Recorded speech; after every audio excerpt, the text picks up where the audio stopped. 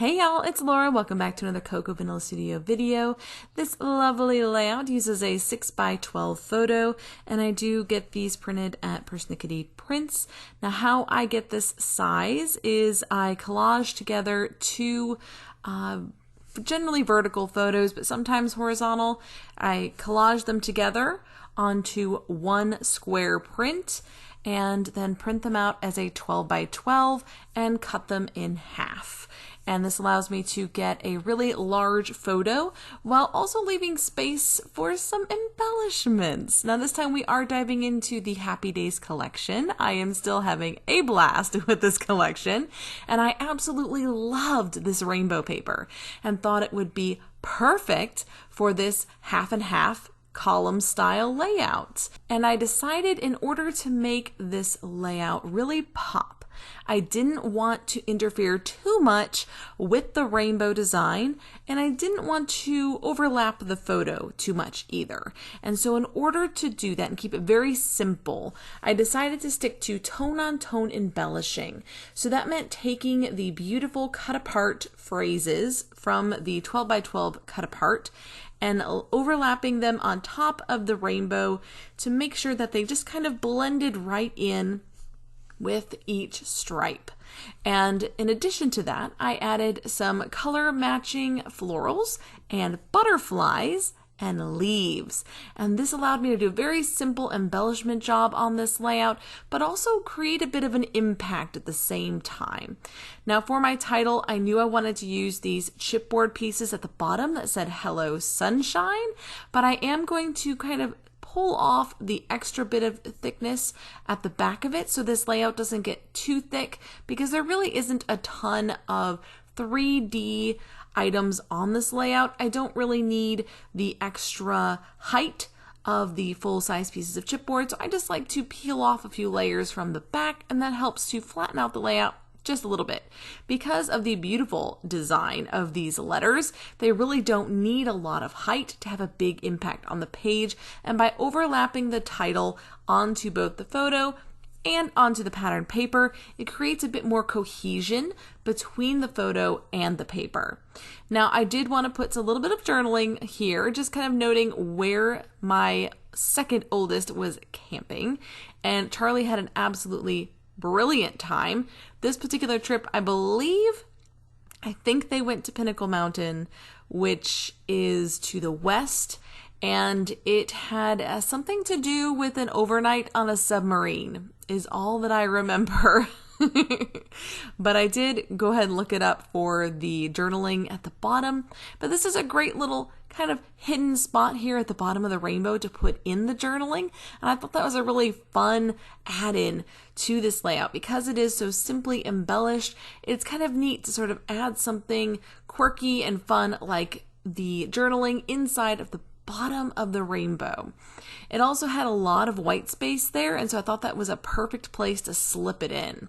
Now I did want to add in a little bit of outlining around my photo to make sure that it was framed and kind of stood out, because I did not add any white cardstock behind the photo like I normally do. And the reason I didn't add cardstock behind it is because I wanted that little bit of a rainbow outline around the outside of my photo to kind of show through, and that's just the pattern paper behind it, and I just think it looks really cool. So here I am pulling off the extra layers of chipboard behind my title and getting it lined up. I did take out all of the taping and gluing and all of the adhering, but I just used double-sided tape and Tonix glue pen, not the glue like the squeeze glue, but it's like a glue pen. And I find that that works really, really well for my scrapping and doesn't get as clogged as some of those other containers do. Now, I definitely recommend that you have a little bit of fussy cutting fun with this collection. I have found so many cool ways to cut apart my pattern papers and to use those fussy cut pieces to make scrapping so much faster and easier. In this case, I already had my cut apart pieces, my florals, and my butterflies pre-cut out before I started playing with the collection, and that made this layout come together so much faster.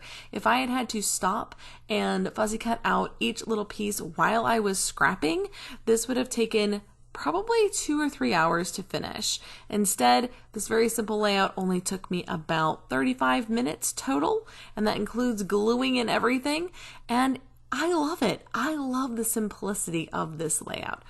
Now, I couldn't just stop with the florals because I felt like it needed a little bit more interest and movement on the page, so I decided to bring in these color-matched butterflies as well and create a little path of these butterflies going up the right side of the page.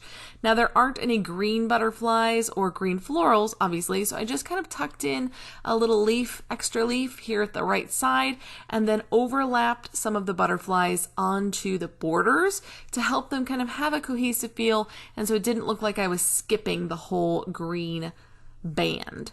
And I think that worked out pretty well.